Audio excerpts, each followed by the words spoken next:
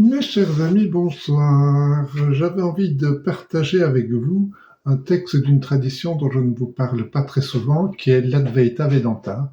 L'Advaita Vedanta, c'est les enseignements les plus purs de l'hindouisme. C'est le niveau supérieur. Dans l'hindouisme, il y a des visions dualistes et des visions non dualistes. Et l'Advaita Vedanta, c'est des visions non dualiste de la réalité. Et le texte dont je voudrais vous parler, c'est une gita. Les gitas, ce sont des chants. Et celle dont je voudrais vous parler, la plus connue, c'est la Bhagavad Gita, qui est un des textes principaux de l'hindouisme. Et ici, il s'agit de l'Ashtavakra Gita. Et ce sont vraiment des textes très, très purs, très, très beaux. Et je vais vous lire le premier chapitre, mais peut-être que je vous lirai tout le livre au fur et à mesure. Je vous le lirai chapitre par chapitre, mais chaque chapitre nécessite déjà une certaine assimilation. Et ici, c'est un homme, Janaka, qui demande au Seigneur, il lui pose des questions et le Seigneur répond. Voilà, chapitre 1. Janaka dit « Ô Seigneur, dis-moi, comment un homme peut-il acquérir la connaissance de la vérité, obtenir la libération et pratiquer le renoncement ?» Ashtavakra dit « Ô mon ami, si la libération est ton but dans la vie, alors évite les objets des sens. Et comme s'ils étaient un poison, et recherche la compassion, la simplicité et la vérité comme on recherche le nectar.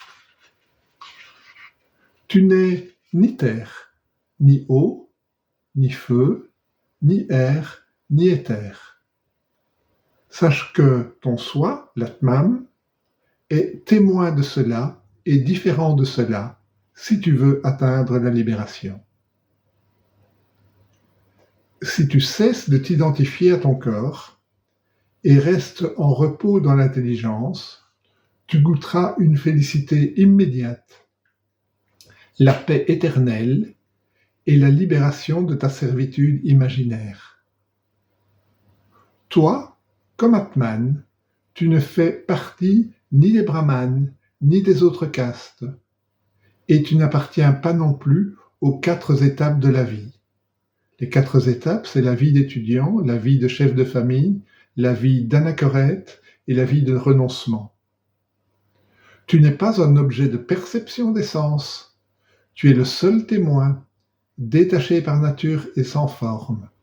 Sois bien heureux. Ô réalité omniprésente, vertu et vice, plaisir et douleur sont des états du mental, et ton soi en est indépendant. Tu n'es ni celui qui agit, ni celui qui jouit. Tu es toujours libre.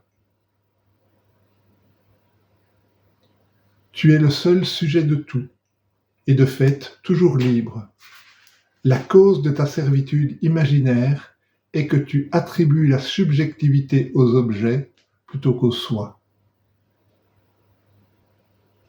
L'égoïsme, sous forme de « je suis celui qui agit », ressemble à un grand serpent noir et venimeux. L'antidote de ce poison est de reconnaître « je ne suis pas celui qui agit ». Cette connaissance conduit à la félicité. En note, il est dit « l'égoïsme, la notion d'individualité limitée, est appelé un serpent noir parce qu'il conduit à l'oubli de la nature de soi. La conviction « je ne suis pas celui qui agit » est l'antidote sûr. Je continue. La sombre forêt de l'ignorance de la nature du soi est cause de douleur et devrait être consumée par la conviction « je suis la seule conscience, toujours pure ». Tu es cette conscience, la suprême béatitude dans laquelle le monde apparaît comme un objet imaginaire, comme un serpent dans une corde. Sois heureux, tu es cela. Celui qui se pense libre est libre. Et celui qui se pense asservi est asservi. Vrai est le dicton, ce qu'un homme pense, il le devient. Le soi est le témoin omniprésent, parfait, libre, unique, conscient, non agissant.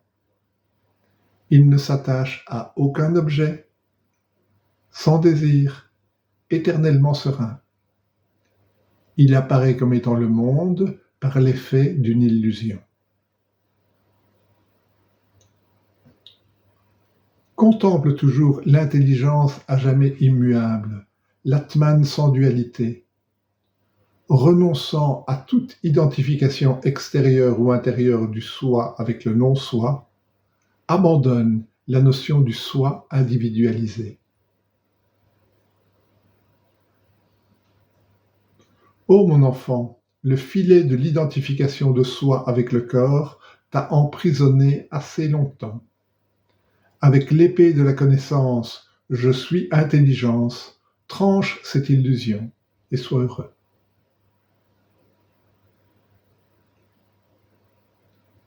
Tu es totalement indépendant, non agissant, lumineux de toi-même et sans faute. Ta servitude est de te croire libéré par la pratique du samadhi. En note, il est dit, la pratique du samadhi est corrélative à la servitude hypothétique. Quand la vérité est connue, le samadhi n'est plus nécessaire. Je continue. L'univers est pénétré par toi et existe en toi. En vérité, tu es par nature conscience absolue.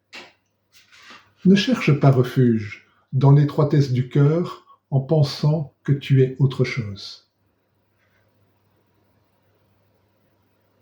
Tu es libre de toute modification, indépendant, calme, sans dimension ou forme, imperturbable. Ta nature est une intelligence inimaginable. Connais-toi comme étant conscience pure. Sache que tout ce qui a forme est irréel et que ce qui est sans forme est le soi. Par cette connaissance, tu évites la possibilité de renaître.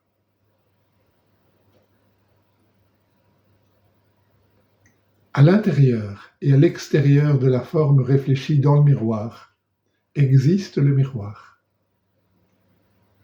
Pareillement, le suprême Seigneur existe à l'intérieur et à l'extérieur du cœur. En note, il est écrit « Cela signifie que la forme dans le miroir n'a pas d'existence réelle. Son apparence est phénoménale. Pareillement, le corps et l'esprit n'ont pas d'existence réelle. Ils semblent exister à cause d'une surimposition, d'une nomination. Le miroir symbolise le soi, et le corps et le mental ne peuvent en rien l'influencer. » Et je termine par le dernier verset. « Comme la ruche est remplie à l'intérieur et à l'extérieur par un éther identique, de même, l'omniprésente réalité, Brahman, est en toute chose. » Voilà, mes amis, des sujets de méditation. Je suis de tout cœur avec vous et je vous dis à très bientôt.